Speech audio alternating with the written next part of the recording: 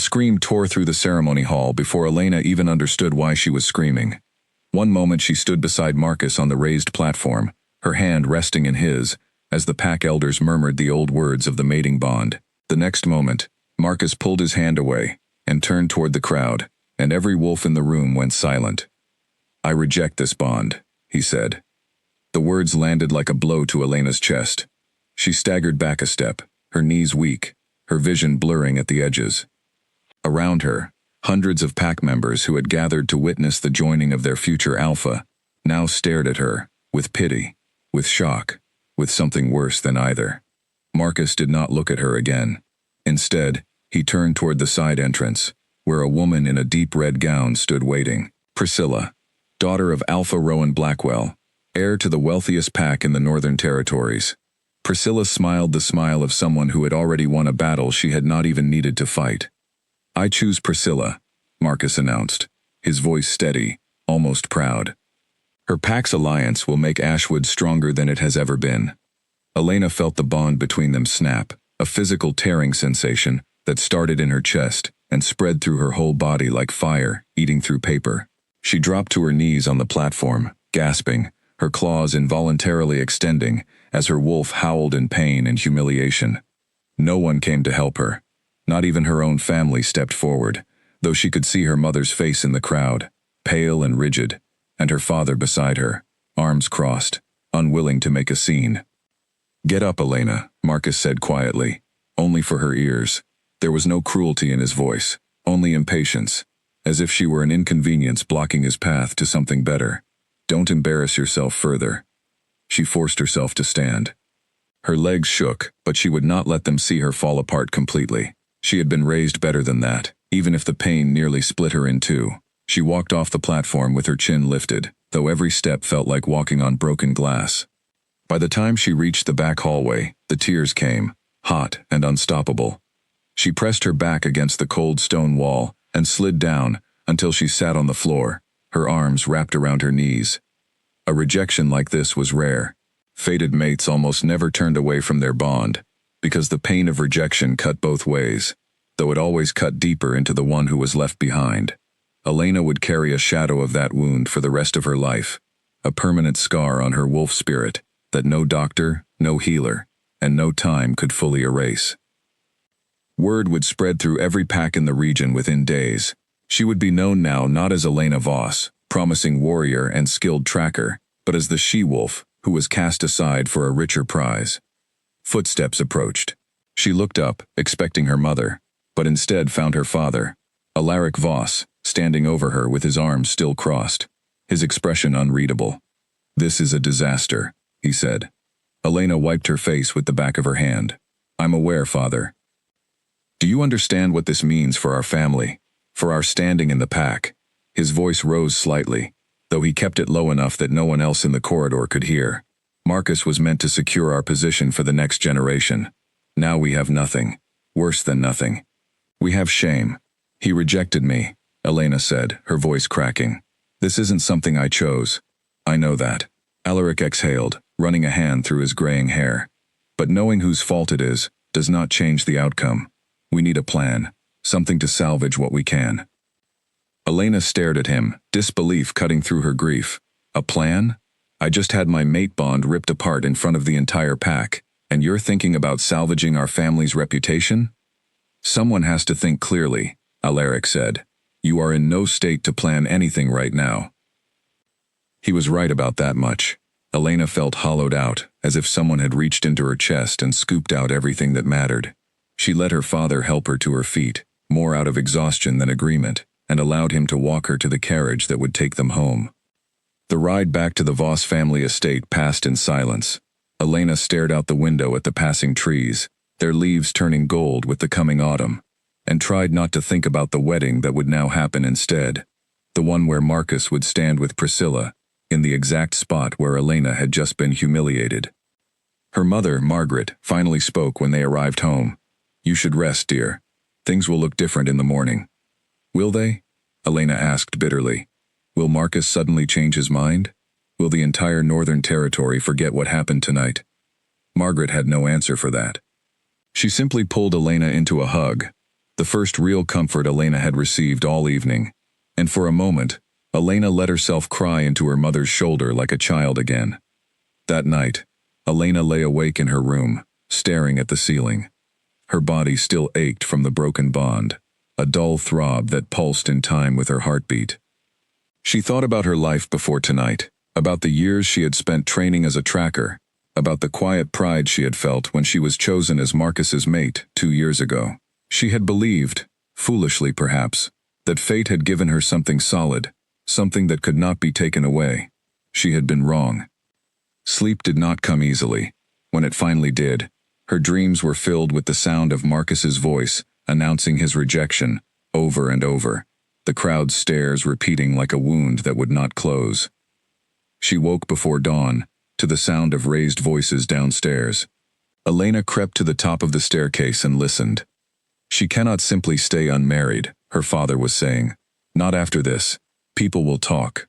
They already are talking. If Elena remains without a match, it will look like no one wants her, like she carries some flaw that drove Marcus away. She just experienced a rejection, Alaric, Margaret replied, her voice tight with frustration. Give her time to heal before you start planning her next match. We don't have time. The Blackwell pack will use this against us if we hesitate. I've already sent word to a few contacts in the Southern Territories. There's a match being discussed, a private arrangement, quiet but respectable. Elena's stomach dropped. She descended the stairs slowly, her presence silencing both of her parents mid-argument. What match? She asked. Alaric turned to face her, straightening his shoulders, as if preparing for battle. There's a man named Damien. He lives in a remote territory to the south, unaffiliated with any of the major packs in this region. He's looking for a wife, and his representatives reached out to several families last week, before any of this happened with Marcus. You've been planning to marry me off to a stranger even before last night? Elena felt a fresh wave of hurt rise in her chest. I was exploring options, her father said carefully. Every family does this. It's practical. But now, given the circumstances, I think it would be wise to move forward quickly. Wise for whom? Elena snapped. For me, or for your reputation? For both of us, Alaric said, his voice hardening. You need a fresh start, somewhere no one knows your history.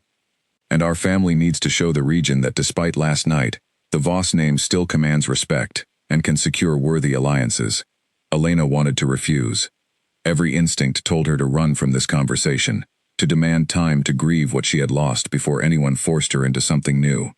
But as she stood there, she thought of the pitying stares from last night, the whispers that would follow her through every gathering, every market day, every pack meeting, for years to come, if she remained in Ashwood territory unmarried. Maybe leaving was not the worst option. Tell me about him, she said finally. This Damien. Her father's shoulders relaxed slightly, relieved she had not fought him harder. Not much is known. He keeps to himself. His representatives were polite, professional. They said he inherited his territory from distant relatives and prefers to live quietly, away from the politics of the larger packs. And he wants a wife he's never met? An arranged marriage isn't unusual, Elena. You know this. Half the unions in our world begin this way, especially among families and territories seeking stability rather than romance. Elena almost laughed at the word romance. She had believed, once, that her bond with Marcus meant she would never need an arranged marriage, that fate had already chosen someone for her. Fate, it seemed, had a cruel sense of humor. When would this happen? She asked. Within the week, if you agree. His people are eager to finalize things quickly, and given our situation, I think swift action serves us well. A week. Elena felt dizzy at the speed of it all. Yesterday she had a mate, a future, a place in this pack that made sense to her. Today she was being asked to marry a man she had never seen, in a territory she had never visited, for reasons that had nothing to do with love, and everything to do with survival. I need to think, she said. Think quickly, her father replied, though his tone had softened slightly. I know this is not what you imagined for your life, but sometimes the path we didn't choose leads somewhere better than the one that was taken from us. Elena walked out to the garden behind the house, needing air, needing space from her parents' expectations, pressing in on her from every side. The morning was cold, mist still clinging to the grass, and she wrapped her arms around herself as she walked toward the old oak tree at the edge of the property, the same tree she used to climb as a child. She sat beneath it and let herself finally process the full weight of what had happened. The rejection. The humiliation. The strange, sudden proposal of marriage to a man called Damien, a stranger from a territory she couldn't even picture in her mind.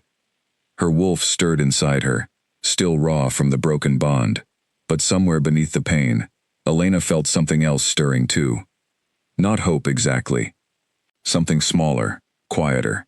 A stubborn refusal to let Marcus's rejection define the rest of her life. If she was going to be forced into a new beginning, she decided, she would walk into it with her head held high, not as a woman who had been cast aside, but as one who chose to build something new on her own terms. She rose from beneath the oak tree, brushed the dirt from her dress, and walked back toward the house to tell her father she would meet this stranger named Damien. Whatever waited for her in the south, it could not be worse than staying here, surrounded by the wreckage of what her life used to be. She did not know yet how wrong, and how right, that thought would turn out to be. The following days passed in a blur of arrangements. Letters went back and forth between the Voss estate and Damien's representatives, a series of formal exchanges that told Elena almost nothing about the man she would soon marry, only the practical details of where and when the wedding would take place. Her mother helped her pack, folding dresses with careful hands, occasionally pausing to wipe at her eyes when she thought Elena wasn't looking. Her father remained focused on the political angle of the arrangement, sending word to other pack leaders that the Voss family had secured a new and respectable alliance, one that would prove Marcus's rejection had cost him nothing, changed nothing, mattered less than he believed. Elena said little during these preparations. She spent her remaining evenings walking the familiar paths of Ashwood territory, memorizing the smell of the pine forests, the sound of the river that ran along the eastern border, the faces of the few friends who still greeted her with warmth instead of pity. One evening, her closest friend, a warrior named Clara, found her sitting alone by the river. "You don't have to pretend you're fine," Clara said, settling down beside her. "I'm not pretending," Elena replied. "I'm trying to be practical, like my father wants." Practical and fine are not the same thing. Clara studied her carefully. "What do you know about this Damien?" "Almost nothing. He lives alone. He wants a wife. That's the extent of my knowledge." "That doesn't worry you?" Elena considered the question honestly. "Everything worries me right now, Clara. But staying here worries me more. At least in a new place. I won't be the woman Marcus rejected. I'll just be Elena." Clara nodded slowly, though concern still lined her face. "Just be careful. A man who lives that far from other packs, who keeps that much of himself hidden. There could be reasons for that, beyond simple preference. Or he's just tired of pack politics," Elena said. "Like I am now." They sat together in silence for a while, watching the river carry fallen leaves toward the horizon. And Elena allowed herself, just for a moment, to imagine a life where she was not defined by the worst night of her existence. 3 days later, a carriage arrived to take her south, toward a marriage and a man about whom she knew almost nothing at all. The carriage rattled over a broken road, and Elena gripped the seat as the vehicle lurched hard to one side, nearly throwing her into the door. Outside, the driver shouted something she could not make out over the sound of rain hammering the roof. "Are we in danger?" she called out. "Storms flooding the low road," the driver shouted back. "Hold tight, my lady. We'll find another way around." Elena's heart pounded as the carriage tilted again, wheels sinking into mud that had not existed an hour earlier when they left the last village. She had spent 3 days traveling south already, and this final stretch through unfamiliar territory felt more treacherous with every passing mile. The carriage finally steadied, and Elena exhaled slowly, forcing her hands to unclench from the seat. She looked out the small window at the darkening sky, rain streaking down the glass, and wondered, not for the first time, what kind of man was waiting for her at the end of this journey. She knew his name, Damien. She knew he lived in a territory called Blackridge, far from the influence of the larger packs in the north. She knew nothing else, not his age, not his appearance, not even whether he had chosen this marriage himself, or had it arranged for him the same way hers had been arranged. The carriage rolled forward through the storm for another hour, before the driver called out again, this time with relief in his voice. "We've reached the gates, my lady." Elena pressed her face closer to the window and saw, Through the sheets of rain, a tall iron gate set into a stone wall that stretched further than she could see in either direction. Torches burned along the top of the wall despite the storm, an impressive feat that suggested skilled hands maintained this place with great care. The gate swung open before the carriage even fully stopped, and 2 guards in dark uniforms stepped forward to guide the horses through. Elena noticed, with a small jolt of surprise, that these guards moved with unusual precision, their postures rigid and disciplined in a way that reminded her more of trained soldiers than typical pack sentries. The carriage came to a stop in a wide courtyard, and a servant hurried forward with an umbrella to help Elena down from the vehicle. She stepped out into the rain-soaked courtyard and found herself staring up at a manor house so large it seemed to swallow the storm clouds behind it. "This way, my lady," the servant said, guiding her quickly toward the entrance. Inside, the manor was warm and dry, lit by dozens of candles set into ornate holders along the walls. Elena's wet cloak dripped onto the polished floor as she took in her surroundings, the tall ceilings, the tapestries depicting scenes of forests and mountains, the sheer scale of wealth on display in every direction. "Please, allow me to take your cloak," another servant said, appearing at her side so quickly that Elena flinched in surprise. "Thank you," she managed, still overwhelmed by the grandeur around her. She had grown up comfortable, her family respected within Ashwood territory, but nothing had prepared her for a home like this.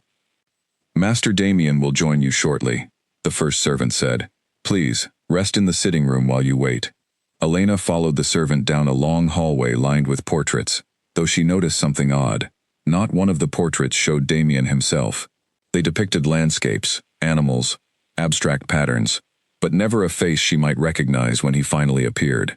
The sitting room was as grand as everything else she had seen, with a fire already crackling in a stone hearth, and a tray of tea set out on a low table. Elena sat carefully on the edge of a velvet chair, her nerves fraying with every passing minute. She heard footsteps in the hallway, measured and unhurried, and she rose to her feet just as the door opened. A man stepped inside, and Elena's breath caught in her throat. He was tall, with dark hair that fell just past his ears, and eyes so pale a gray they seemed almost silver in the firelight. He wore simple clothing, a dark shirt and trousers without any of the ornamentation she might have expected from someone living in such luxury. Yet he carried himself with a stillness that felt commanding, despite his understated appearance. "You must be Elena," he said. His voice was low, calm, giving nothing away. "I am," she replied, forcing herself to meet his gaze steadily, despite the flutter of nerves in her chest. "And you're Damien." "I am." He studied her for a moment, his expression unreadable. "You made good time, given the storm." "The roads were difficult," she said. "Your guards were very capable." Something flickered across his face, at the mention of the guards. So brief, Elena almost missed it. "They are well trained," he said simply. "Please, sit. You must be exhausted from your journey." Elena sat back down, and Damien took a seat across from her, close enough to the fire that the light played across the sharp lines of his face. Neither of them spoke for a long moment, the silence stretching between them with an awkwardness that Elena found strangely bearable, as if both of them understood there was no need to pretend this was anything other than what it was. "I imagine you have questions," Damien said finally. "Many," Elena admitted, "but I don't know where to start." "Start wherever you like." She considered him for a moment. "Why me? Your representatives approached several families before settling on mine. What made you choose the Voss family?" Damien's expression remained calm, though something in his eyes suggested he had anticipated this question. "Your family has a reputation for integrity, even in difficult circumstances. I heard about what happened with your intended match before you did, I imagine." Elena stiffened. "You know about Marcus." "I know he made a poor decision," Damien said, his voice carrying an edge she hadn't expected. "Choosing wealth over a bond that fate itself had chosen is not something I would ever do, given the choice." "You believe in fated bonds, then?" Elena asked, surprised by the direction of the conversation. "I believe fate rarely makes mistakes," Damien said, "though I also believe people are capable of choosing wisely, even without fate's guidance, if they pay attention to what truly matters."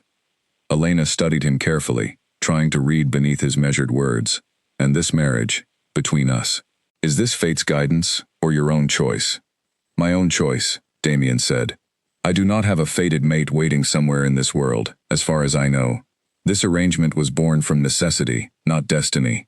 But that does not mean it cannot become something meaningful, given time. His answer settled something in Elena's chest, a small measure of comfort in the honesty of it. She had feared arriving here to find a man who viewed her as nothing more than a political transaction, but Damien's words suggested, at least, a willingness to build something real between them, even from unusual beginnings. "The wedding," she said. "When will it take place?" "Tomorrow evening, if that suits you. I understand you've traveled far, and may wish for a day of rest first." "Tomorrow is fine," Elena said, surprising herself with how easily the words came.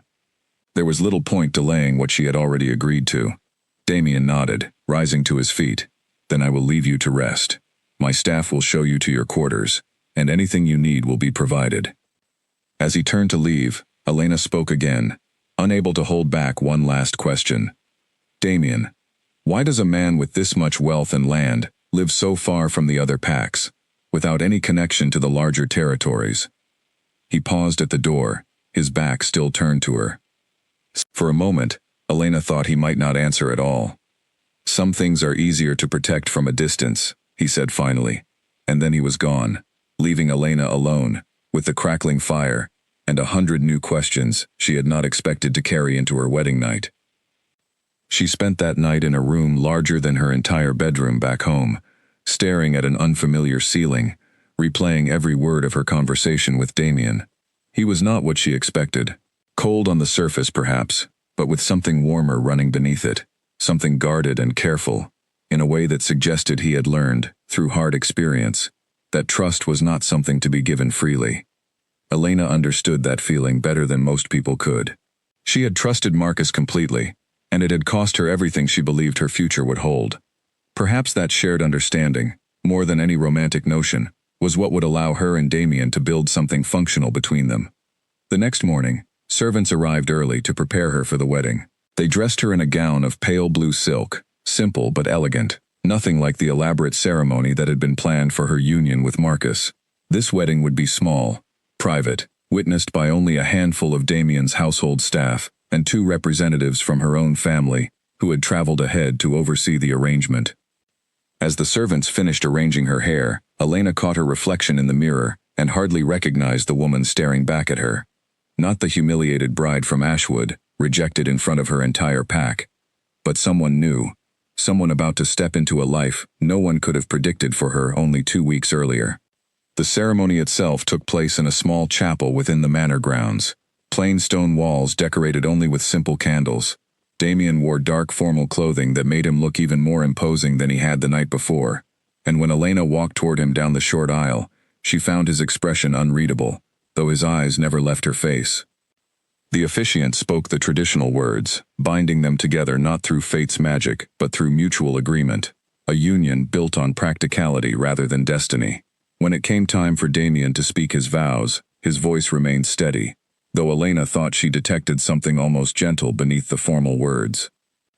"I promise to protect what is mine," he said, his eyes meeting hers directly, "and to earn, in time, whatever trust you are willing to give me." Elena felt an unexpected warmth in her chest at those words, so different from the humiliation of her last attempted wedding. When it was her turn, she spoke her own vows with more conviction than she expected to feel. "I promise to build something real from what we've been given," she said, "even if it did not begin the way either of us imagined."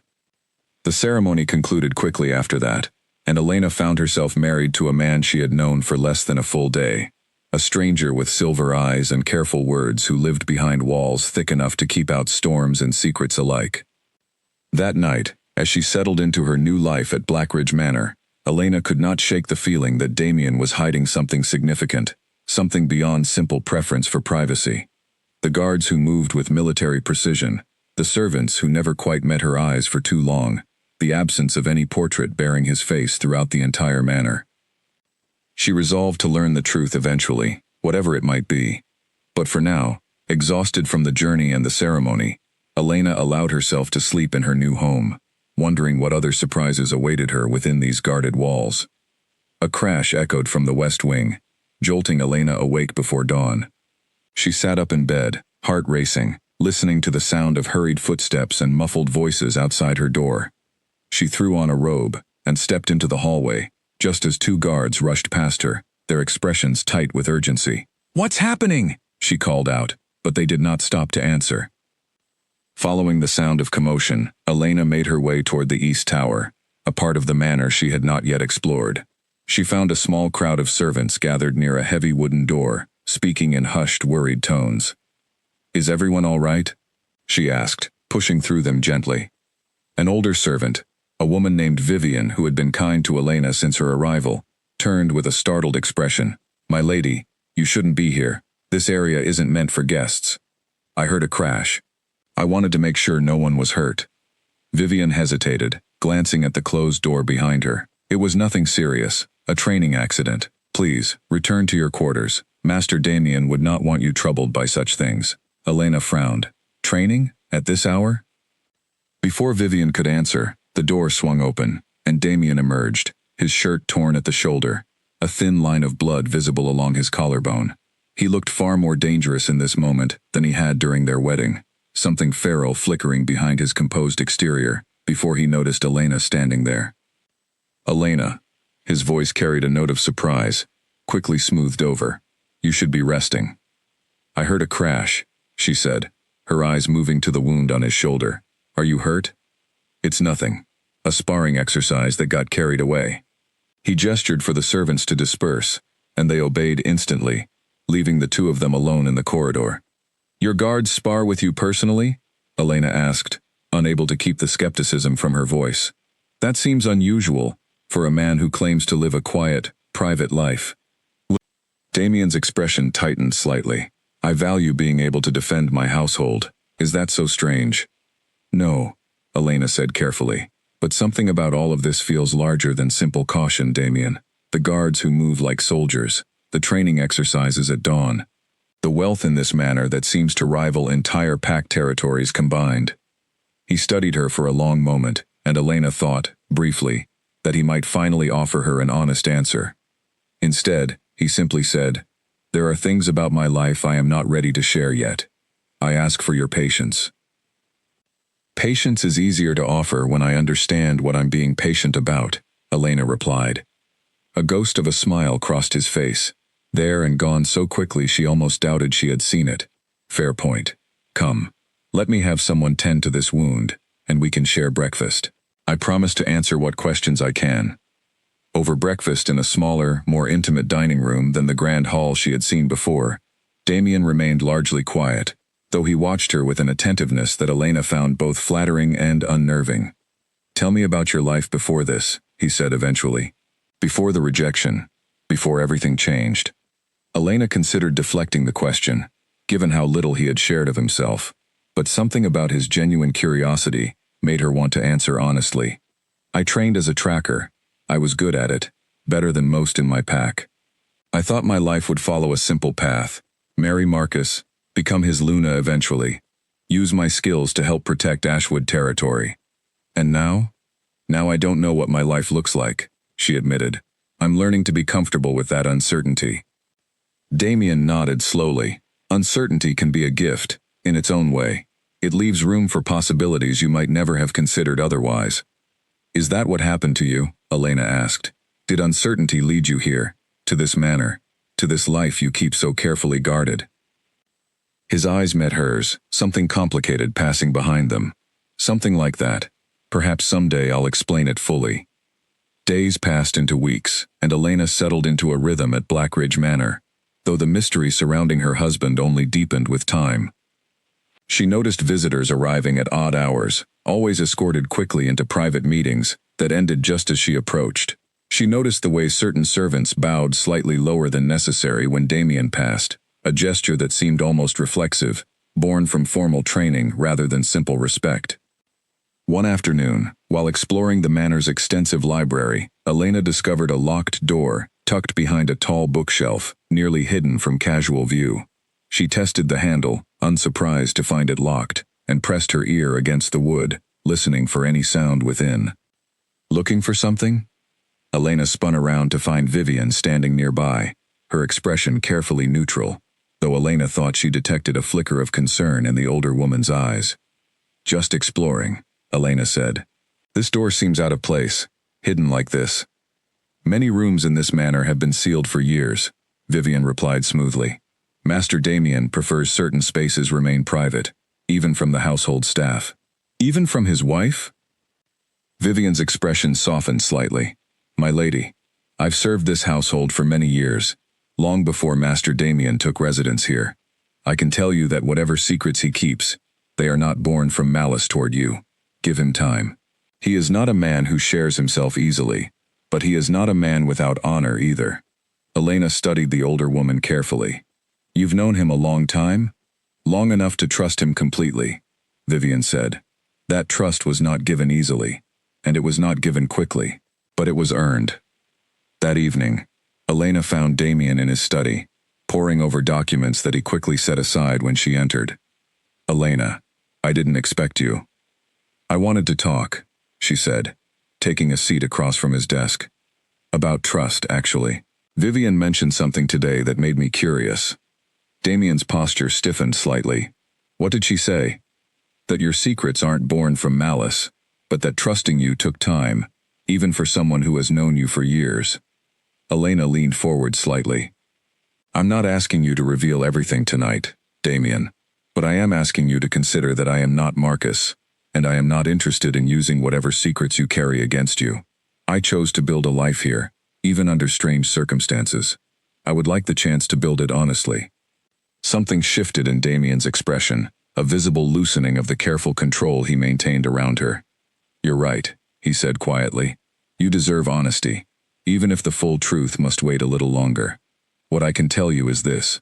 I am not simply a wealthy landowner, living in isolation by choice. There are reasons for the guards, the training, the caution that surrounds this household. Reasons that involve people who wish me harm, for reasons tied to my position, not my character." "Your position?" Elena asked, her mind racing through possibilities. "What position could require this level of protection?" Damien hesitated, and for a moment, Elena thought he might finally reveal everything. But then a knock interrupted them, and a guard entered with an urgent message that pulled Damien's attention away entirely. "Forgive me," he said, already rising from his desk. "This cannot wait. We'll continue this conversation soon. I promise." Elena watched him leave, frustration mixing with a growing sense that whatever truth awaited her, it was far larger than she had initially imagined. She returned to her quarters that night with more questions than answers, but also with a new understanding that Damien was not deliberately cruel in his secrecy. Something genuinely dangerous shaped the walls he had built around himself, and around her now too, whether she fully understood it yet or not. The following week brought an unexpected visitor to Blackridge Manor, a tall woman dressed in formal traveling clothes who arrived with an entourage large enough to suggest significant importance. Elena watched from an upstairs window as Damien greeted the woman personally in the courtyard, his posture more formal than Elena had ever seen him adopt, even during their own wedding. "Who is that?" Elena asked Vivian, who had come to find her. "An emissary," Vivian said carefully. "From territories further south. Master Damien maintains certain diplomatic relationships that require his personal attention." "Diplomatic relationships," Elena repeated. "That sounds like more than simple land management, Vivian." The older woman said nothing, though her silence spoke volumes. That evening, Damien requested Elena's presence at a formal dinner with the visiting emissary, the first time he had asked her to join him for any official function since their wedding. Elena dressed carefully, sensing the importance of the occasion, and found herself seated at a long table across from the emissary, a woman who introduced herself simply as Lady Rosalind. "So you're the new wife," Rosalind said, studying Elena with sharp, assessing eyes. "I must say, this is unexpected news. His Majesty rarely takes such personal steps." Elena's fork froze halfway to her mouth. "His Majesty?" The table fell into an immediate heavy silence. Damien's expression turned to stone, and Rosalind's face paled as she realized her mistake. "Forgive me," Rosalind said quickly, though the damage had clearly already been done. A simple slip of the tongue. Elena looked between the two of them, understanding dawning slowly, impossibly. "His Majesty," she repeated again, turning to face Damien directly. "What does she mean by that?" Damien met her gaze steadily, and for the first time since she had arrived at Blackridge Manor, Elena saw something like resignation cross his features, as if he understood that whatever careful walls he had built around his secret were finally, irrevocably, beginning to crumble. "Elena," he said quietly, "there is something important I need to tell you." "Tell me now," Elena said, her voice sharp with a rising panic she couldn't fully contain. "Don't wait until dinner ends. Tell me now, Damien." Lady Rosalind rose quickly from her seat, murmuring an excuse about needing rest from her journey, and hurried from the room, leaving Elena and Damien alone, with the remains of an unfinished meal, and a silence heavy enough to press against Elena's chest. Damien set down his utensils carefully, as if buying himself time to choose his words. "What I am about to tell you will change how you see everything that has happened since your arrival here. I'm listening. I am not simply a wealthy landowner from an unaffiliated territory," Damien began. "I am the Lycan king, ruler over the shifter packs across every territory in this region and beyond." The words landed in Elena's mind, like stones dropped into still water, ripples of understanding spreading outward, as pieces of the past weeks suddenly clicked into place. The guards who moved like trained soldiers, the unmarked portraits, the visiting dignitaries arriving at odd hours, the desperate need for privacy and protection. "You're the king," she repeated slowly, testing the words against everything she thought she had understood about her new husband.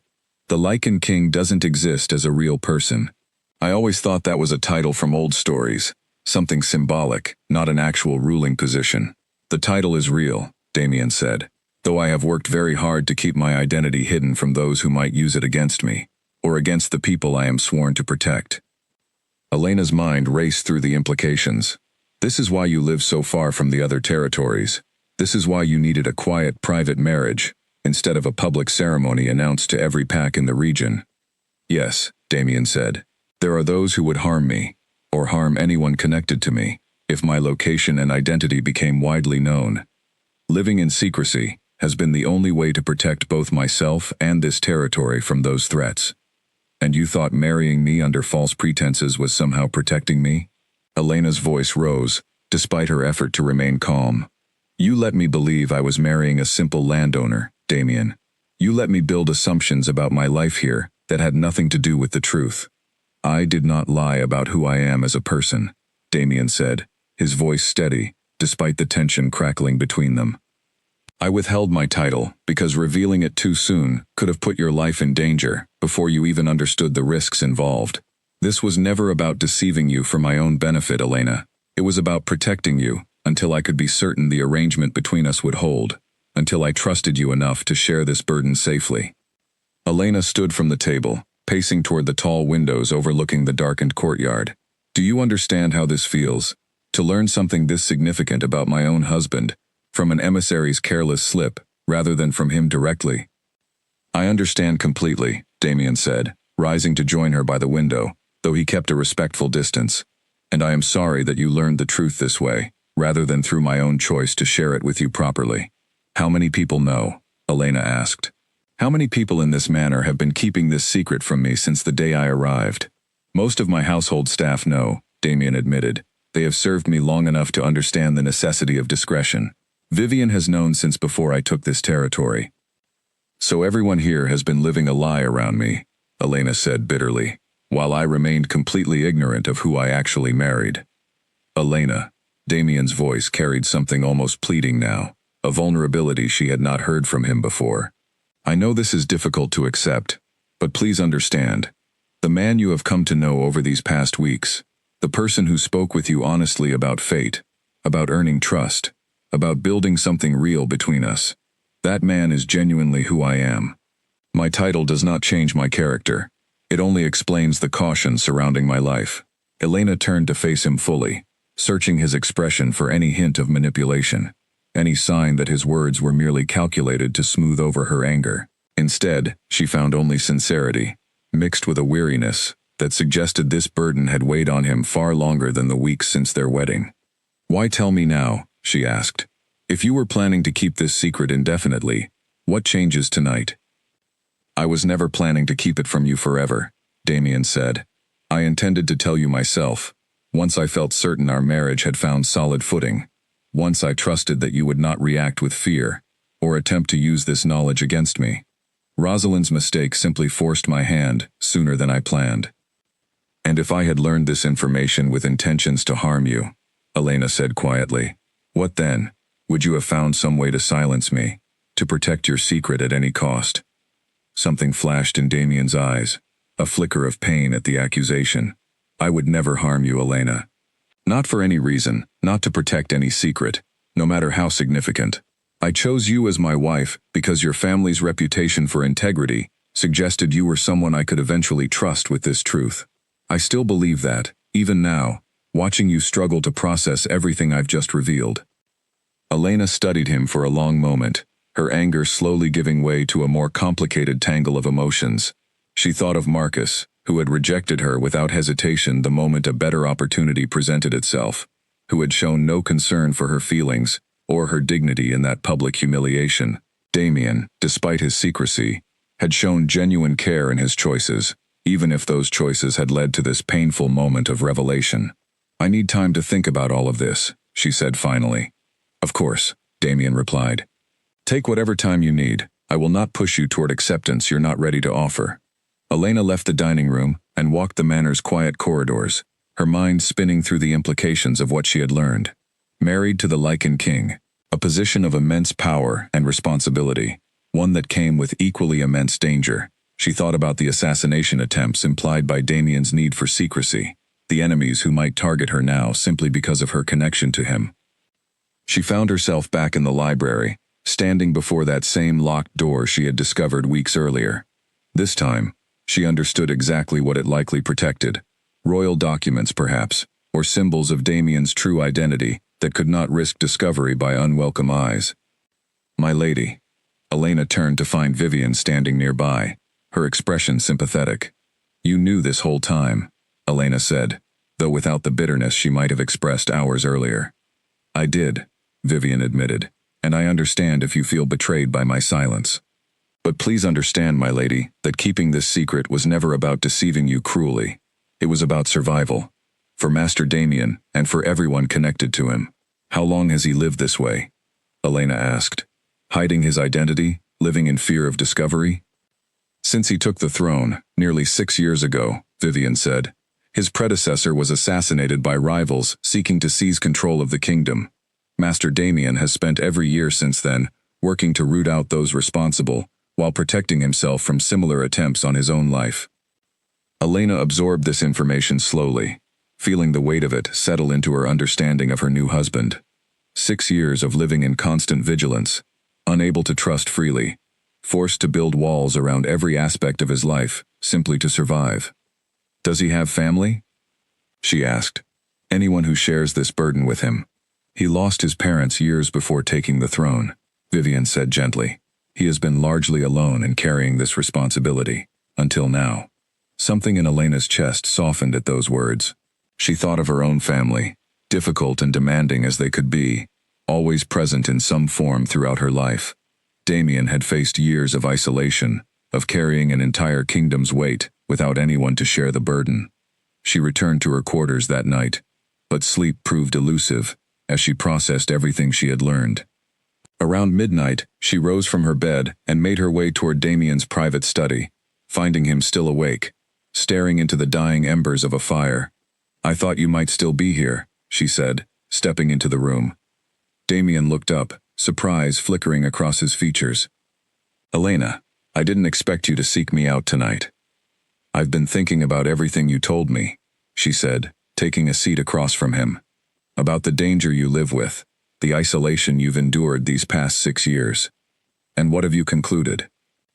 Elena considered her words carefully. I concluded that you and I are not so different. In some ways, we've both experienced significant loss, both been forced to rebuild our understanding of who we are, and what our lives will look like moving forward.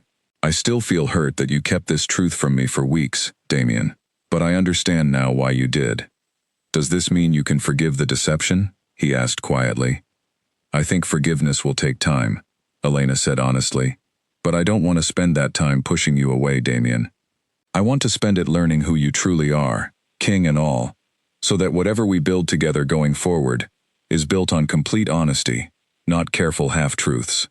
Damien's expression shifted into something Elena hadn't seen from him before, a genuine warmth that reached his pale gray eyes. Thank you, Elena. I know I don't deserve such understanding after keeping this from you, but I promise to earn it, every day going forward. Then let's start now, Elena said. Tell me everything. The real story behind the assassination of your predecessor, the enemies you still fear, all of it. And so, in the quiet hours of that night, with the fire slowly dying between them, Damien began to share the true weight of the crown he carried, a story far more dangerous and complicated than Elena could have ever imagined when she first arrived at Blackridge Manor, as a stranger destined to become his queen. Glass shattered somewhere below the study window, and Damien was on his feet instantly, pulling Elena away from the light before she could even process what had happened. Stay down, he ordered, his voice suddenly commanding in a way she had not heard from him before. Guards flooded the corridor outside within seconds, shouting instructions to each other as they moved through the manor with practiced efficiency. Damien positioned himself between Elena and the door, his body tense, every muscle coiled for action. What's happening? Elena whispered, her heart hammering against her ribs. Someone breached the outer wall, Damien said grimly. This has happened before, though not in recent months. Stay behind me.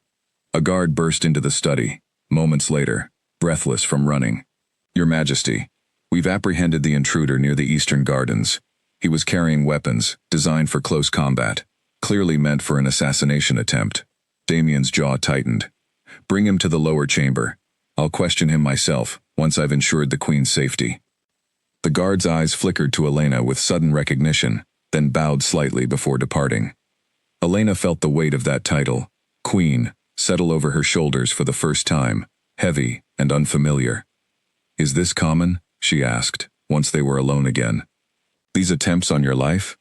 More common than I would like, Damien admitted, finally relaxing slightly now that immediate danger had passed. Though this is the first attempt since our wedding, I suspect news of my marriage may have reached the wrong ears, prompting this action. Elena felt a chill settle into her bones. Because of me. Because they learned you married. Because they fear an heir might solidify my claim to the throne beyond their ability to challenge it, Damien said. This is not your fault, Elena. These threats existed long before you arrived here.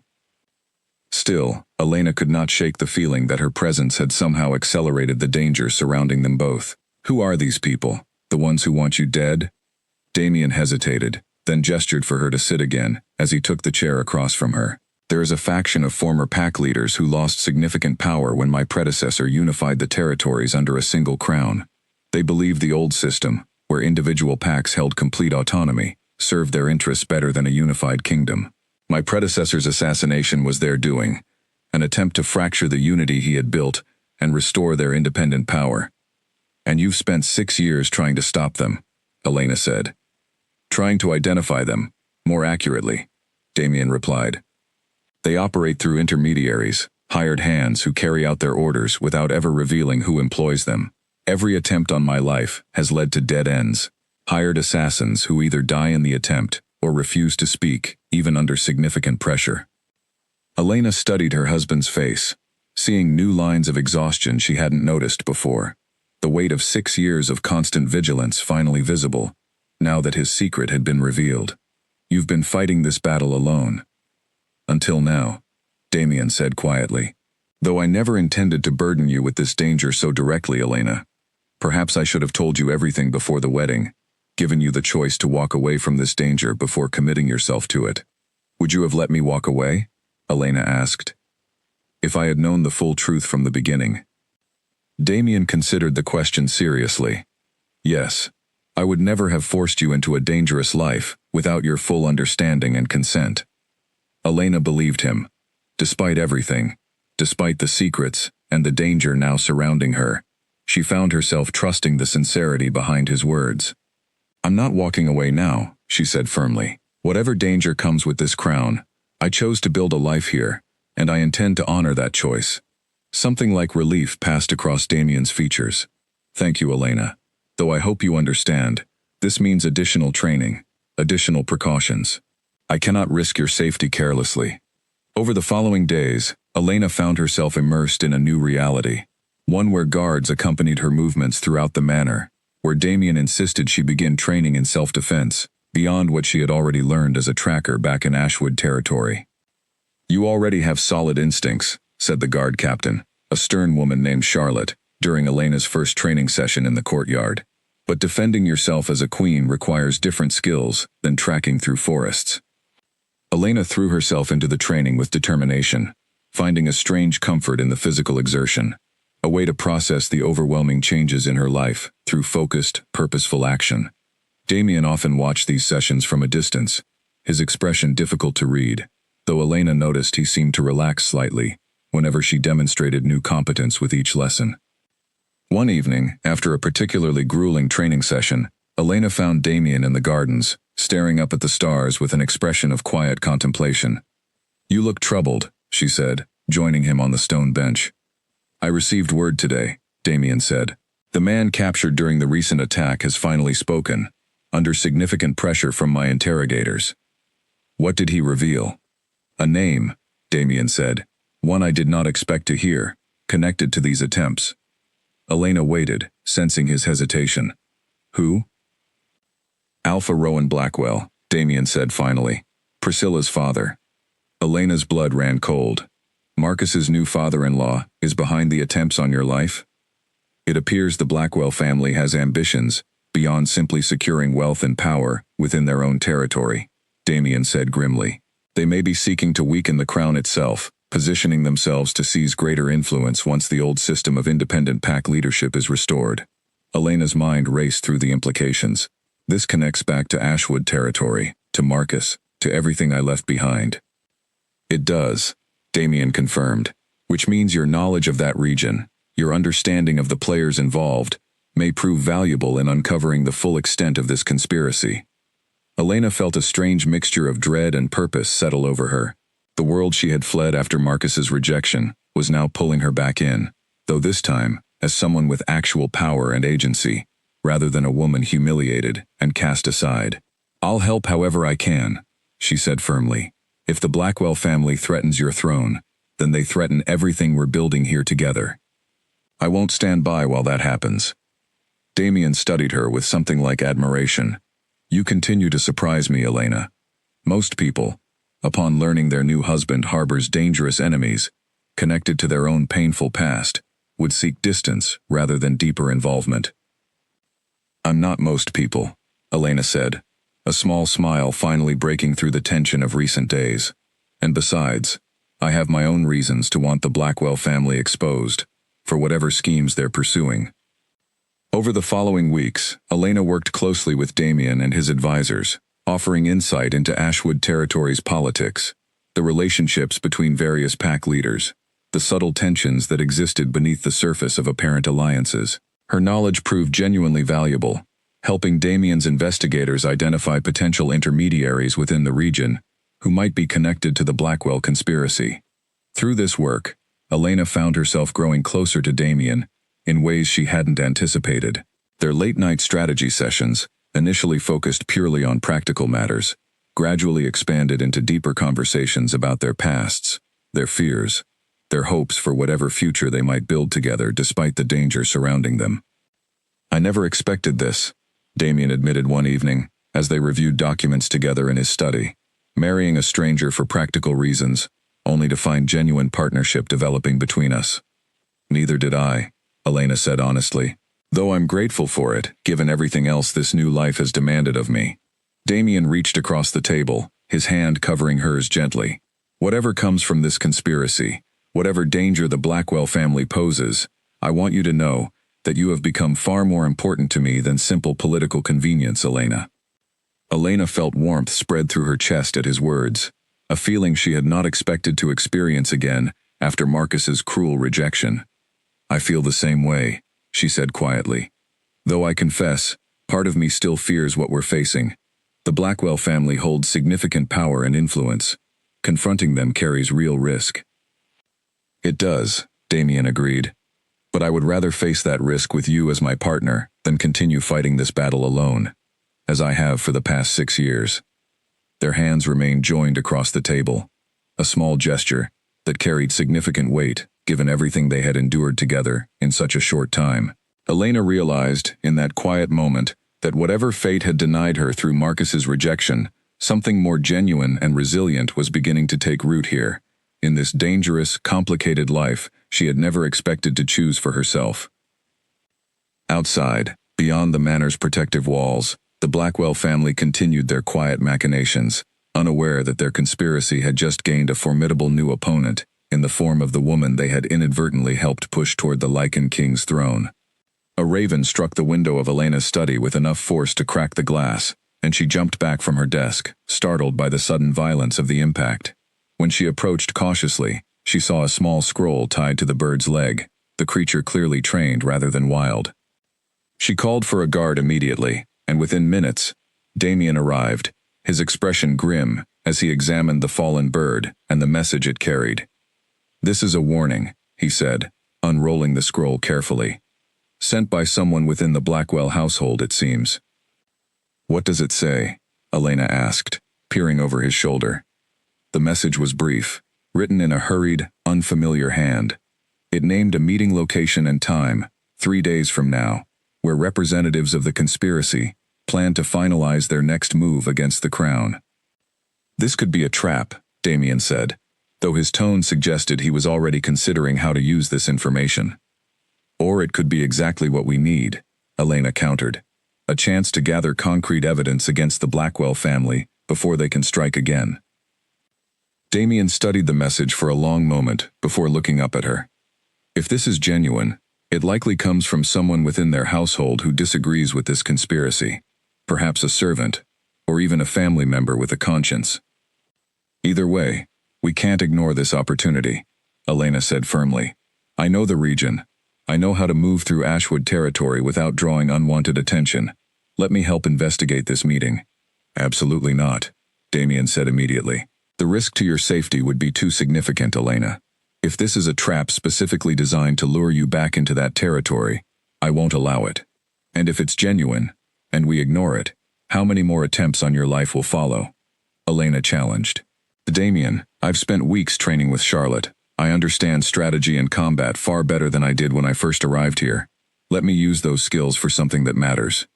Their argument continued late into the evening, both of them refusing to back down from their positions. Eventually, Charlotte was brought in to mediate, offering a compromise that involved a small, carefully selected team, including both Elena and several of the most skilled guards, approaching the meeting location with extreme caution and multiple contingency plans. 3 days later, Elena found herself traveling north once more, this time not as a rejected bride seeking a new life, but as a queen investigating a conspiracy that threatened her husband's throne. The familiar landscape of Ashwood territory passed by the carriage windows, stirring complicated emotions she hadn't expected to feel again so soon.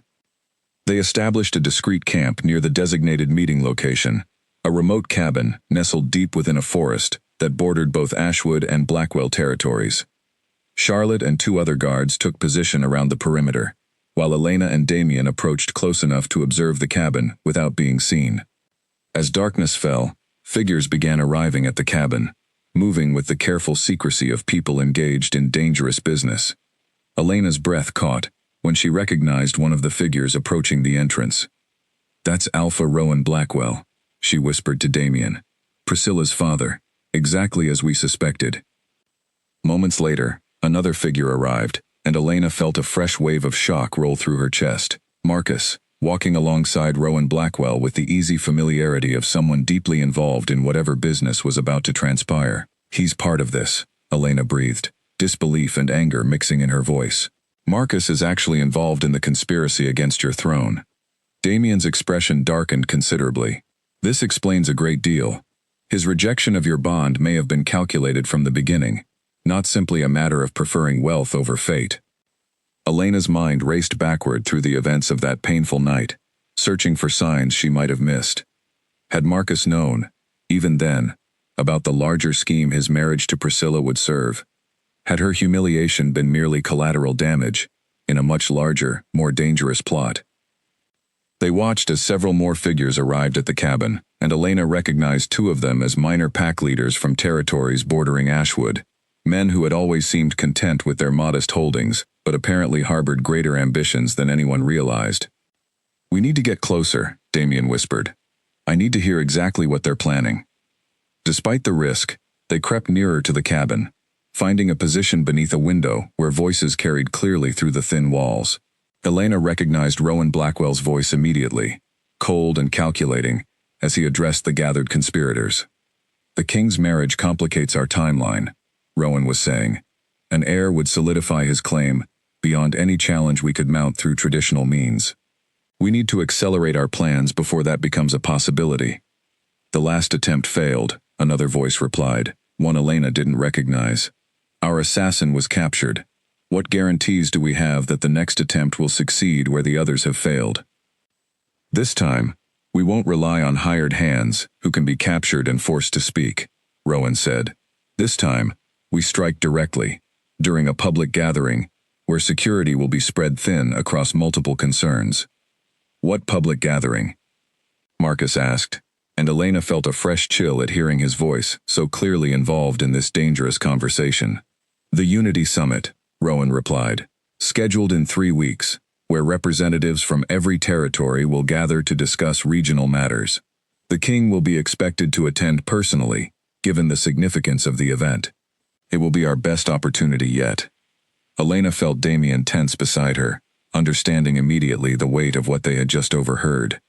The Unity Summit was a crucial diplomatic event, one that brought together leaders from across the region to maintain peace and cooperation between territories. If Damien failed to attend, it would signal weakness, potentially destabilizing the fragile unity he had worked years to maintain. But attending now meant walking directly into a planned assassination attempt. "We have what we need," Damien whispered, gesturing for them to retreat carefully from the cabin. They made their way back to the camp in tense silence, and once safely away from the immediate vicinity of the meeting, Elena finally spoke. "Marcus is part of this conspiracy, Damien. This changes everything about how I understood what happened between us." "It does," Damien agreed. "Though I suspect his involvement may be more recent than the initial planning stages, perhaps drawn in through his marriage to Priscilla, used as a convenient pawn by the Blackwell family, rather than a true architect of this scheme." "Does that matter?" Elena asked. "He's still complicit in a plot to assassinate you." "It matters for how we proceed," Damien said carefully. "If Marcus can be separated from Rowan's influence, he might provide valuable testimony against the true architects of this conspiracy. But that's a consideration for later. Right now, we need to focus on protecting the Unity Summit and ensuring this assassination attempt fails completely." They traveled back to Blackridge Manor with the crucial information in hand, and Damien immediately called together his most trusted advisors to begin planning countermeasures for the upcoming summit. Elena found herself included in these strategic discussions, her first-hand knowledge of the conspirators proving invaluable as they worked through potential scenarios and protective measures. "We could cancel your attendance," suggested one advisor, an older wolf named Edmund, who had served as Damien's closest counselor for years. "Send a representative in your place. Avoid the risk entirely." "That would signal weakness to every territory watching," Damien said firmly. "It would suggest the crown fears its own subjects, undermining years of work toward regional unity. I need to attend, but we need to ensure the security surrounding my presence is far more robust than anything Rowan Blackwell anticipates." Over the following weeks, careful preparations unfolded. Charlotte worked with Damien's security forces to develop a comprehensive protection plan for the summit, while Elena continued providing insight into the specific individuals involved in the conspiracy, helping identify potential accomplices who might attempt to breach security from within. Through it all, Elena felt herself growing more confident in her new role, no longer simply the rejected bride from Ashwood territory, but a genuine partner to the Lycan king, actively working to protect not just her husband, but the fragile peace that held their entire world together. The night before they were scheduled to depart for the Unity Summit, Elena found Damien in their shared quarters, staring at a map of the summit location with intense concentration. "Are you frightened?" she asked, settling beside him. "Cautious," Damien corrected. "Fear would cloud my judgment when I need clarity most, but yes, the stakes are significant. If Rowan's plan succeeds despite our preparations, the consequences extend far beyond my own life. The entire region could fracture into conflict without unified leadership, to maintain the peace my predecessor and I have worked so hard to establish. We won't let that happen, Elena said firmly, taking his hand in hers. We've come too far, learned too much, prepared too carefully for this conspiracy to succeed now. Damien turned to face her fully, something warm and grateful passing across his features. 6 months ago, I faced these threats entirely alone, Elena. Now, standing beside you, I feel something I haven't experienced in years. Genuine hope that this fight might actually be winnable. It will be, Elena said with quiet determination. Whatever Rowan Blackwell has planned for the Unity Summit, we'll be ready for it. As dawn broke the following morning, their convoy departed Blackridge Manor, heading toward a summit that would test everything they had prepared for, and everything Elena had learned about strength, partnership, and the courage required to protect a future worth fighting for. The summit hall buzzed with tension the moment Elena and Damien stepped through the grand entrance, hundreds of eyes turning to observe the Lycan King's first public appearance since rumors of his marriage had spread across the territories. Elena kept her expression composed, though her heart pounded as she scanned the crowd, searching for any sign of the danger they knew lurked somewhere within this gathering. She recognized several pack leaders from her time in Ashwood territory, their expressions ranging from curious to openly hostile, as they registered her presence beside the king.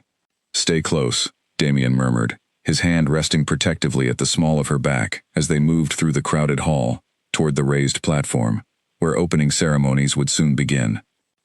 Charlotte and a dozen additional guards had positioned themselves strategically throughout the hall, disguised as ordinary attendees, to avoid drawing attention to the heightened security measures. Elena had memorized the faces of every conspirator from that night in the forest cabin, and she continued scanning the crowd for any sign of Rowan Blackwell, Marcus, or their known associates. "There," she whispered urgently, spotting a familiar figure near the eastern entrance. "Marcus, by the pillar." Damien's gaze followed her direction, finding Marcus standing rigid and uncomfortable amid the crowd, his eyes darting nervously toward various exits, as if searching for an escape route rather than settling into the gathering like the other attendees. "He looks like a man carrying a burden he'd rather not bear," Damien observed quietly.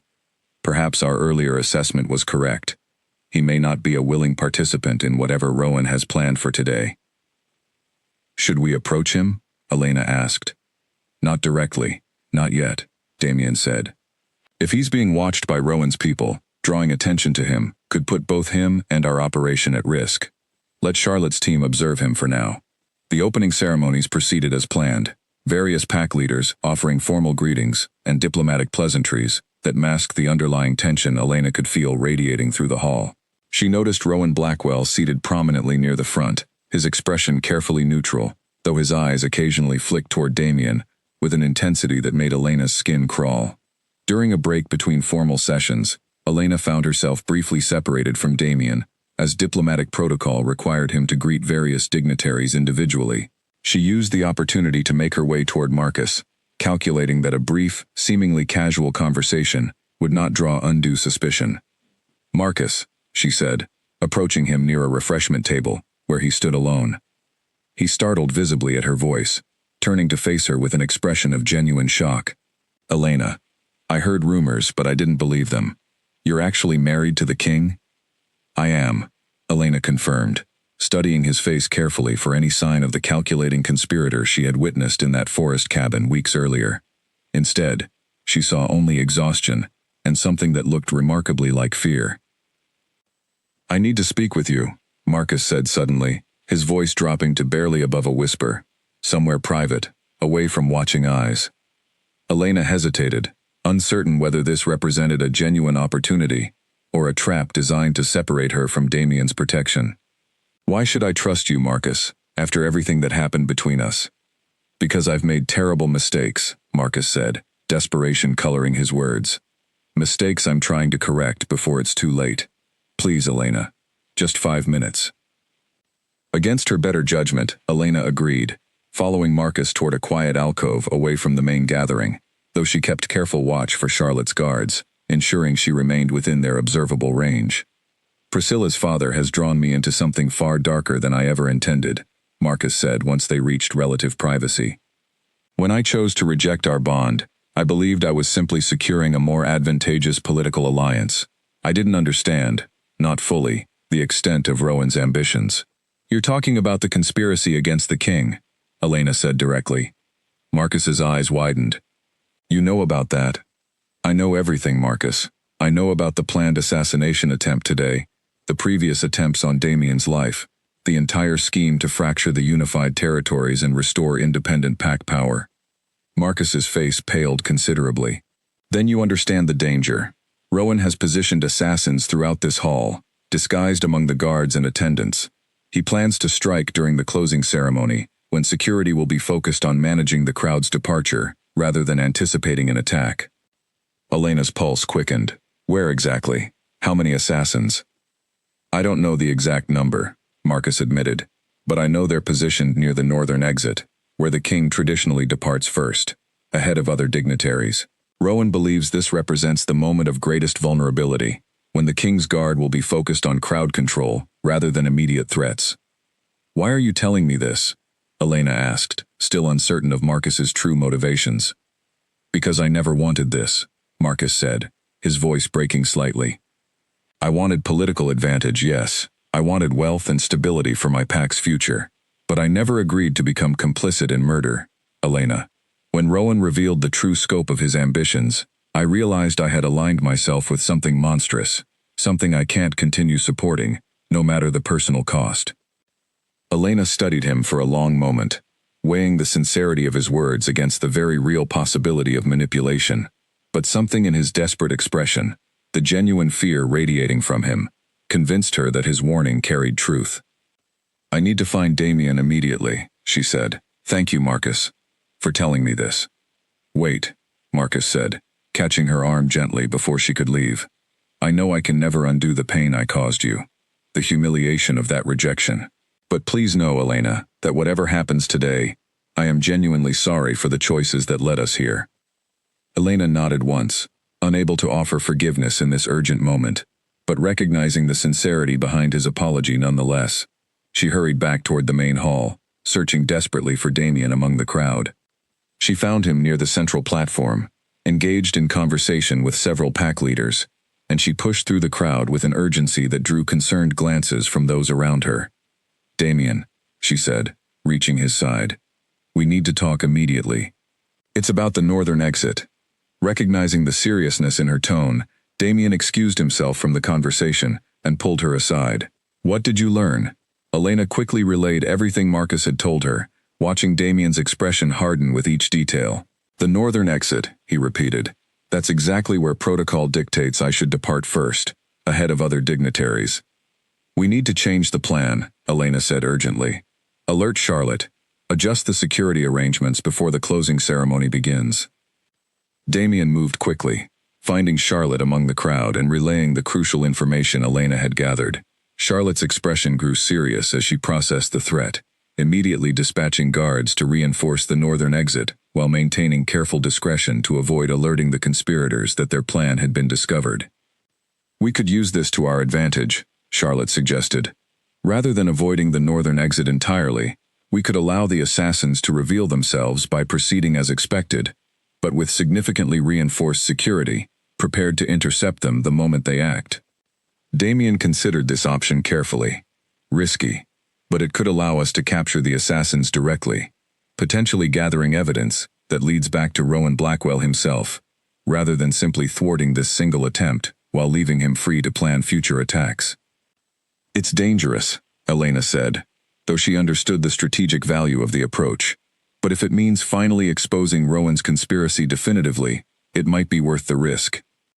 They spent the remaining time before the closing ceremony, finalizing this revised strategy, positioning additional guards discreetly throughout the northern exit route, while maintaining the appearance of normal proceedings, to avoid alerting Rowan's people that their plan had been compromised.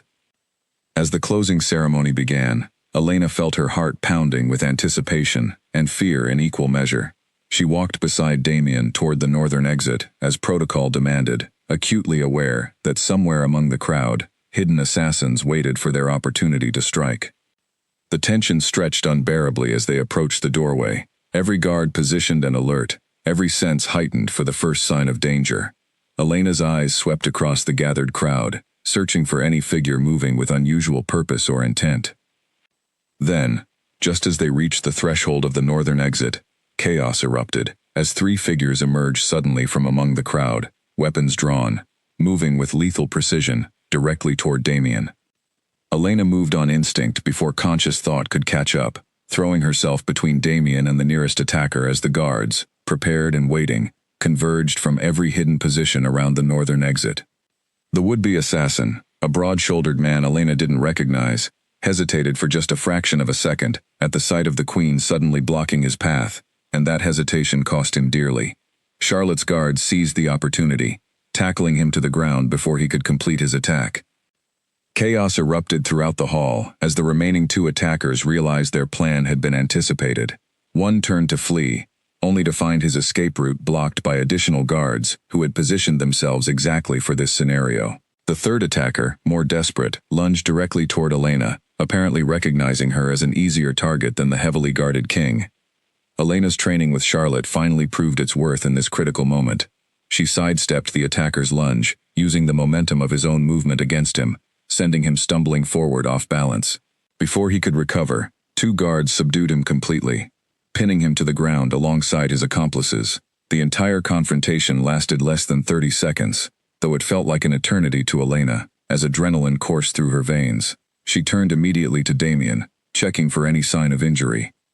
"I'm unharmed," he assured her, though his eyes carried a fierce intensity as he surveyed the captured assassins. "Thanks to you." Around them, the summit hall had descended into panicked confusion, pack leaders and dignitaries pressing back from the scene of violence, uncertain what had just transpired.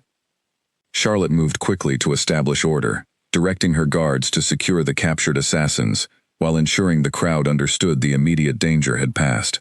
"Take them to the lower chambers," Damien instructed, his voice carrying the authority Elena had rarely heard him use so directly.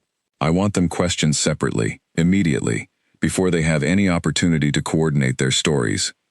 As guards dragged the three captured assassins away, Elena noticed Rowan Blackwell watching the scene from across the hall, his expression carefully controlled, though Elena could see the barely concealed fury simmering beneath his composed exterior. "He knows this failure exposes him," Elena murmured to Damien. "Which means he'll attempt to distance himself from these men immediately," Damien replied grimly. "We need their testimony before he can silence them, or discredit whatever they might reveal." The summit's remaining formal proceedings were quickly abandoned in the aftermath of the attack, dignitaries dispersing amid nervous whispers and speculation about what had just occurred. Damien and Elena retreated to a private chamber within the summit hall, where Charlotte soon joined them with updates on the interrogation. "Two of them are refusing to speak," Charlotte reported. "Trained to withstand pressure, likely paid substantially for their silence regardless of consequences. But the third, the one you intercepted personally, my queen, he's proving more cooperative." "What has he revealed?" Damien asked. Confirmation that Rowan Blackwell hired them directly, along with details suggesting this attack was meant to appear as the work of rogue elements, rather than connected to any specific pack leader. Rowan intended plausible deniability, a way to eliminate the king, while maintaining his public reputation as a loyal, if ambitious, territorial leader. "Will he testify formally against Rowan?" Elena asked. "He's requested guarantees of leniency, in exchange for full cooperation," Charlotte said. "Given the severity of his crime, that decision ultimately rests with you, Your Majesty." Damien considered this carefully. Grant him the guarantee, but ensure his testimony is thorough and verifiable before any leniency is finalized. This is our opportunity to expose Rowan definitively, and I won't let procedural technicalities undermine that goal. As Charlotte departed to relay these instructions, Elena found herself replaying the confrontation in her mind, the sheer speed and violence of those crucial 30 seconds. "I keep thinking about how close we came to losing everything," she admitted quietly. Damien moved closer, taking her hands in his. "We didn't lose anything, Elena, because of your courage, because of the information you gathered from Marcus. We not only survived this attempt, but we may finally have the evidence needed to end Rowan's conspiracy permanently." "Marcus," Elena said, suddenly remembering him amid the chaos of recent hours. "We should find him, ensure his safety. If Rowan suspects he provided information that led to this failure, Marcus could be in serious danger." Damien nodded, immediately dispatching guards to locate Marcus within the summit hall's remaining crowd. They found him hiding in a storage room adjacent to the main hall, visibly shaken but unharmed. "Elena," Marcus said with obvious relief upon seeing her enter with several guards, "is the king safe? Did the attack fail?" "It failed," Elena confirmed. "Thanks to your warning, we've captured all 3 assassins, and one is providing testimony against Rowan directly." Marcus's shoulders sagged with visible relief. "Then perhaps some good can come from my terrible mistakes after all." "You'll need to provide your own testimony," Damien said, entering the storage room behind Elena. "Regarding your knowledge of the conspiracy, your presence at that meeting in the forest cabin, everything you witnessed and heard." "I understand," Marcus said. "I'm prepared to tell you everything I know, Your Majesty. I only ask that you consider my genuine desire to correct this wrong, rather than simply viewing me as another conspirator deserving punishment." Damien studied him for a long moment. "Your cooperation will be considered carefully, Marcus. Though I make no promises beyond ensuring a fair evaluation of your role in these events."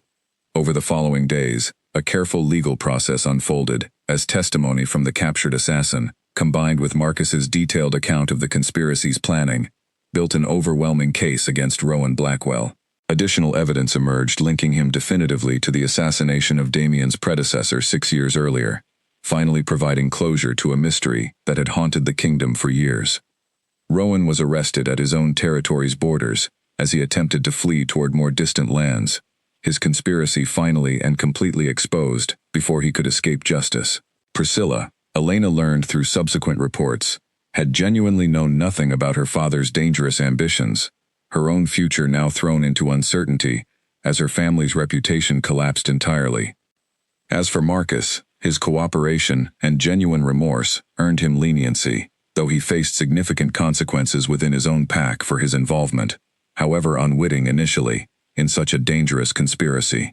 Elena found, to her surprise, that she felt no lingering satisfaction in his downfall, only a quiet sense of closure, regarding a painful chapter of her past that had finally, truly ended.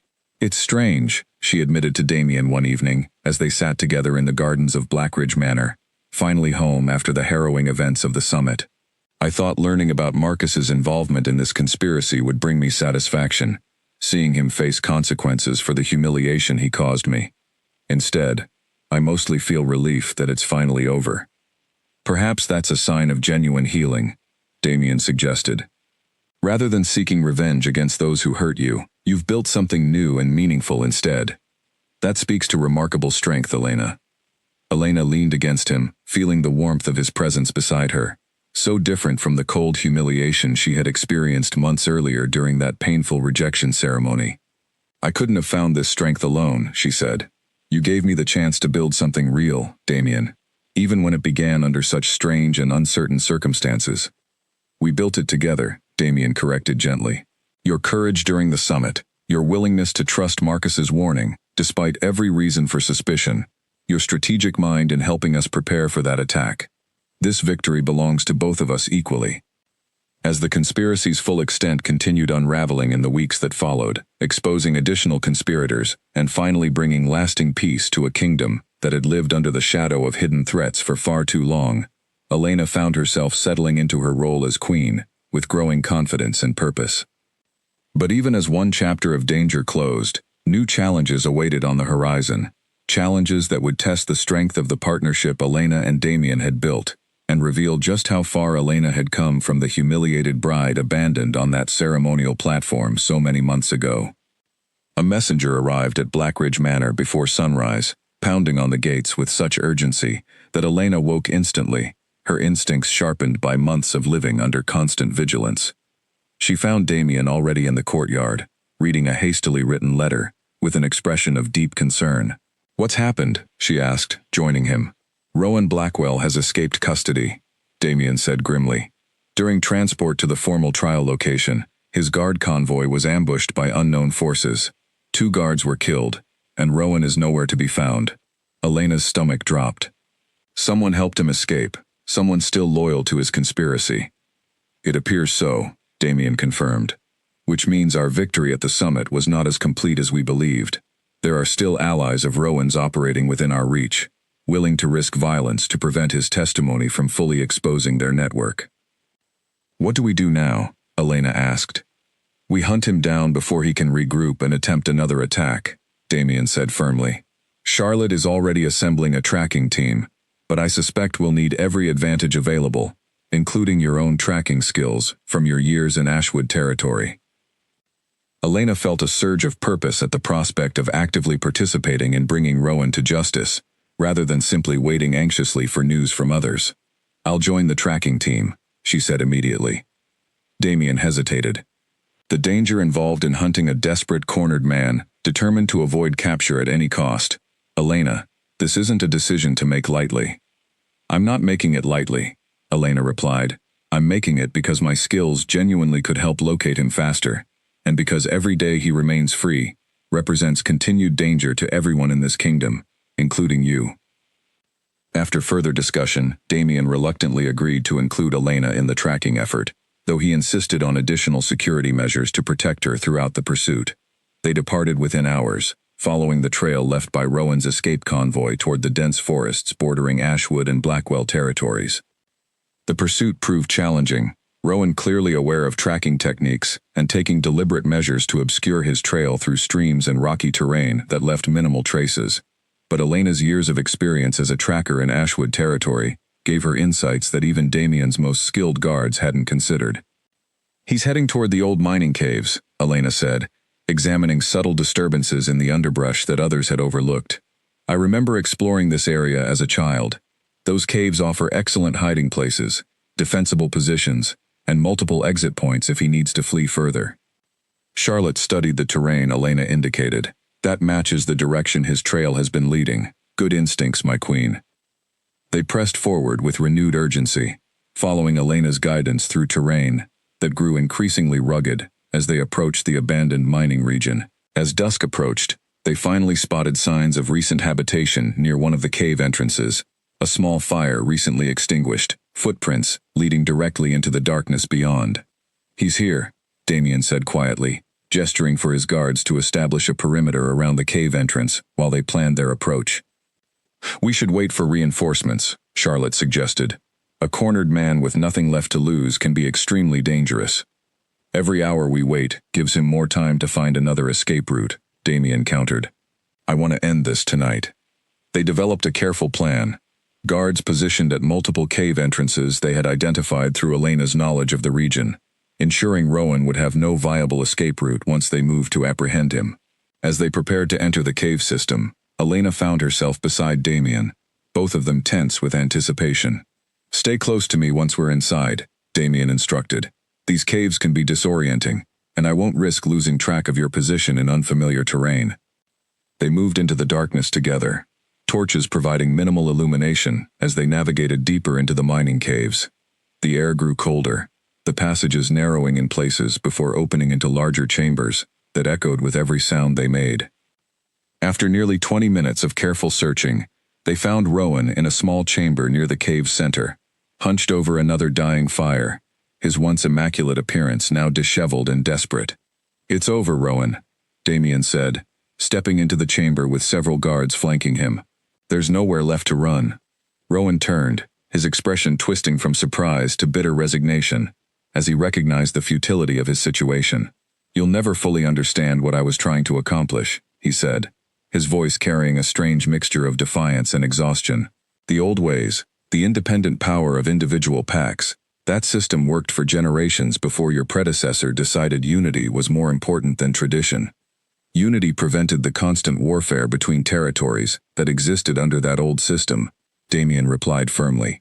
"Your ambition cost innocent lives, including my predecessors, all to restore a system that served your personal power more than any genuine principle." Rowan's eyes flickered toward Elena, recognition and something like bitter amusement crossing his features. "And you, the rejected bride who found her way to the throne through such unlikely circumstances. I wonder if you truly understand what you've become complicit in, supporting a crown that has concentrated so much power in a single family's hands." "I understand exactly what I'm supporting," Elena replied steadily. "Peace between territories, protection for innocent people who would otherwise suffer under the kind of ambitious warfare your conspiracy sought to reignite. Seeing no further path forward, Rowan finally surrendered without additional resistance, guards moving forward to restrain him properly this time, with additional precautions to prevent any further escape attempts. As they prepared to transport him back toward formal custody, Damien turned to Elena with visible relief. "This is finally over," he said. "The true architect of this entire conspiracy, finally captured and unable to escape justice again." "It's over," Elena agreed, though she felt the weight of exhaustion from the pursuit finally settling over her, now that the danger had passed. "What happens to him now?" "A formal trial, this time with far more secure custody arrangements," Damien said. "Given the evidence against him, including his own predecessor's assassination and this attempt on my life, the consequences will be severe." They made their way back through the cave system and into the cool night air, the stars bright overhead as they emerged from the darkness of the mining tunnels. Elena breathed deeply, feeling a profound sense of relief that the danger which had shadowed her new life since learning Damien's true identity had finally reached its resolution. The journey back to Blackridge Manor felt different than their earlier pursuit, tension replaced by a quiet satisfaction that justice had finally been served. Elena found herself reflecting on how far she had traveled, both literally and emotionally, since that humiliating night when Marcus had rejected their bond in front of the entire Ashwood pack. "You fought for something larger than yourself today," Damien said, riding beside her as they made their way home. "Not just for our safety, but for the peace and stability of every territory that would suffer if Rowan's ambitions had succeeded."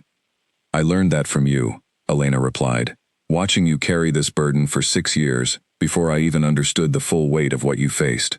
I couldn't simply stand aside once I understood what was truly at stake." Damien reached across the distance between their horses, taking her hand briefly in a gesture of shared understanding and gratitude. "Whatever challenges await us in the future, Elena, I know now that facing them alongside you makes every burden lighter, every victory more meaningful." As Blackridge Manor came into view against the horizon, its familiar walls now representing genuine home rather than simply a place of strategic safety, Elena felt a deep sense of arrival, not just at their physical destination, but at a place of genuine belonging she had never expected to find after her painful rejection so many months earlier. The trial that followed weeks later confirmed everything they had gathered, Rowan's testimony, under formal questioning, finally revealing the full network of conspirators who had supported his ambitions over the years. Justice, delayed but ultimately thorough, brought closure to a conspiracy that had threatened the kingdom's stability since before Elena had even arrived at Blackridge Manor, as a reluctant stranger, destined to become its queen. Elena woke with a start as pain gripped her abdomen, sharp and sudden enough to pull a gasp from her lips before she even fully opened her eyes. Damien was instantly alert beside her, concern flooding his features as he sat up quickly. "Elena, what's wrong?" "I don't know," she said, breathing carefully through the discomfort. It came on so suddenly. Within minutes, the manor's healer arrived, a calm and experienced woman named Grace, who examined Elena with practiced efficiency before offering a smile that eased the tension in the room considerably. "Nothing is wrong," Grace said gently. "In fact, quite the opposite. You're expecting a child, Your Majesty. The discomfort you're experiencing is simply an early sign of the pregnancy beginning to take hold." Elena stared at the healer in stunned silence, the news taking a moment to fully register. Beside her, Damien's expression transformed from worry to overwhelming joy so quickly that Elena nearly laughed at the sight. "A child," Damien repeated, as if testing the words for the first time. "We're going to have a child."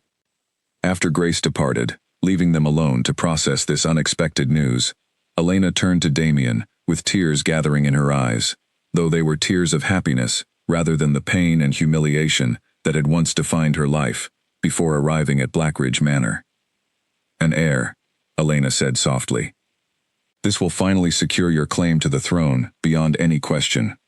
That matters far less to me than the fact that we're creating a family together," Damien replied, pulling her gently into an embrace. "After everything we've overcome, Elena, this feels like the truest blessing we could have hoped for." News of the pregnancy spread quickly throughout the kingdom in the following weeks, met with genuine celebration from territories that had grown to respect both Damien's leadership and Elena's courage during the conspiracy that had threatened their stability. Even distant pack leaders who had once viewed the unified kingdom with skepticism sent formal congratulations, recognizing the significance of an heir who would carry forward the peace they had worked so hard to establish. Elena found herself embracing her expanding role within the kingdom with growing confidence, no longer simply the queen who had helped expose a dangerous conspiracy, but a genuine leader in her own right, working alongside Damien to strengthen the unity between territories that Rowan Blackwell's ambitions had once threatened to unravel. One afternoon, as Elena reviewed diplomatic correspondence in the study she now shared regularly with Damien, a familiar name caught her attention among the formal requests for audience. Marcus, requesting a private meeting to discuss matters related to his ongoing efforts at reconciliation following the conspiracy's exposure. "He's asked to meet with us," Elena told Damien, showing him the correspondence. "Should we grant this request?" Damien considered the matter carefully. His cooperation during the conspiracy's exposure proved valuable, and his continued efforts toward genuine reform within his own pack suggest sincere remorse. "I think a meeting would be appropriate." Marcus arrived at Blackridge Manor several days later, his demeanor markedly different from the confident, dismissive man who had once rejected Elena in front of their entire pack. He carried himself now with a quiet humility that suggested genuine growth from the painful lessons of recent months. "Thank you for agreeing to see me," Marcus said, settling into the sitting room where Elena and Damien had received him. "I wanted to share some news personally, rather than through formal correspondence alone." "What news?" Elena asked. "I've stepped down from my position as future alpha of Ashwood territory," Marcus said. "After everything that happened, after understanding the full extent of the harm my choices caused, both to you personally, Elena, and to the broader stability of this kingdom, I no longer felt I deserved that role." Elena studied him with genuine surprise. "That's a significant decision, Marcus." "It felt necessary," he replied. "I've dedicated myself instead to supporting reforms within Ashwood territory that ensure future leaders understand the true weight of the bonds and responsibilities they carry, rather than viewing them as simply political tools to be discarded when more advantageous options arise." "And Priscilla?" Elena asked, curious about the fate of the woman whose father's ambitions had nearly cost so much. "She's returned to rebuilding her own life, separate from her father's disgrace," Marcus said. "We remain married, though our relationship has evolved into something far more honest than the calculated arrangement it once represented. We're working together, in our own way, to ensure the mistakes of the past don't repeat themselves in Ashwood territory's future." Elena felt a genuine sense of closure at Marcus's words, recognizing the growth and accountability he had demonstrated since that painful night so many months ago. "I'm glad you found a path toward genuine reform, Marcus," she said sincerely. "Perhaps something meaningful can still emerge from all the pain of those early days." "I hope so," Marcus said. "And Elena, I know I can never fully undo the humiliation I caused you, but I want you to know that I've come to deeply respect the strength and grace you've shown since then. You built something far greater than what I ever offered you, and you deserve every happiness you've found here." As Marcus departed later that day, Elena felt a profound sense of resolution settling over her, the final threads of her painful past finally woven into a story of growth and redemption, rather than lingering bitterness. Months passed, and Elena's pregnancy progressed smoothly under Grace's careful attention. As her time drew near, Damien insisted on additional precautions, ensuring the manor's security remained heightened despite the successful resolution of Rowan Blackwell's conspiracy. "You worry too much," Elena teased him one evening, resting against his shoulder as they sat together in the gardens where so many significant conversations between them had unfolded over the past year. "I worry precisely the right amount, given everything we've overcome to reach this moment," Damien replied, his hand resting protectively over her rounded abdomen. "I refuse to take any chances with the safety of my family, Elena, not after everything we fought to build together." The birth, when it finally arrived on a crisp autumn evening nearly a year after Elena's arrival at Blackridge Manor, brought forth a healthy daughter, with her father's striking gray eyes, and, as Grace observed, with a knowing smile, her mother's fierce and determined spirit, already evident in her strong cries. "She's perfect," Damien whispered, holding his daughter for the first time with an expression of wonder that Elena had never seen from him before. not even during the most triumphant moments of their shared battles against conspiracy and danger. She is, Elena agreed, exhaustion mixing with overwhelming joy as she watched her husband cradle their child. What should we name her? They settled eventually on Hope, a name that felt fitting, given everything they had overcome to reach this moment of genuine happiness and new beginning. As Elena held her daughter in the weeks that followed, watching the kingdom continue its peaceful recovery from the shadow of conspiracy that had once threatened its stability, she found herself reflecting on the extraordinary journey that had brought her to this moment. From the humiliation of Marcus's rejection, through the uncertain beginning of an arranged marriage to a stranger, to the discovery of Damien's true identity, and the dangerous conspiracy they had faced together, every difficult step had ultimately led her toward a life far richer and more meaningful than anything she could have imagined during that painful ceremony so many months earlier. Fate rejected me once, Elena said quietly one evening, as she and Damien watched their daughter sleep peacefully in her cradle. But what we built together was never about fate's guidance. It was about choice, about two people deciding to trust each other, despite uncertain beginnings, about earning something real through shared struggle and genuine care.